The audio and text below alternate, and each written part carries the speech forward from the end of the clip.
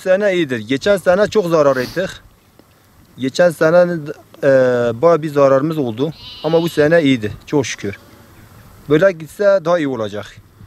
Şu an hayvanları kimse daha almıyor. Çünkü kim ne olduğunu, nasıl olacağını daha belli değil. Ama hava böyle gitse iyi olacak. Yani köylüler köyüne gittiği zaman herkes kendine koyun falan alır. Sürü alır, yani gider. Yoksa böyle olsa gene, eğer kuraklık olsa bayağı bir zararımız olur gene. Güneş olmadığı için ot pek canlanmıyor. Hayvanlar da canlanmıyor. Yani güneş olduğu zaman hayvanlar da canlanır, bitki de canlanır. Ama böyle gitse gene kötü olur yani. Çünkü hep yağış oldu mu hava düzelmezse şey olur yani. Bir canlanma olmaz. Hayvanın zorluğu çoktur yani. Mesela geçen sene arpanın tonu çıktı bir 5.000 lira. Ondan sonra yeşil samanın tonu çıktı 5.000 liraya. Tonu yani ya.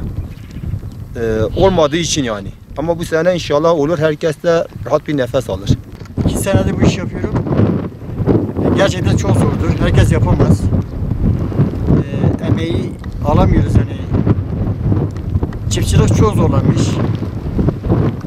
Yem olsun, saman olsun. Öyle pahalanmış ki insan alamıyor. Herkes yapamaz. Emeğimizin karşılığını alamıyoruz. Bizde bu şu anda mesela satılsa tanesi 1 milyar, 1,5 milyara gider.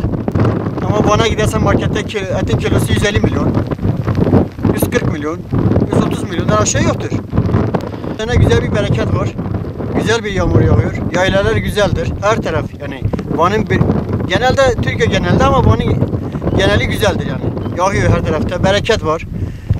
Buğdaylar da güzeldir. Yani çiftçilik bu sene güzel gider inşallah. Bekliyoruz inşallah. İnşallah saman olsun, yem olsun, yani buğday olsun, her şey düşer inşallah.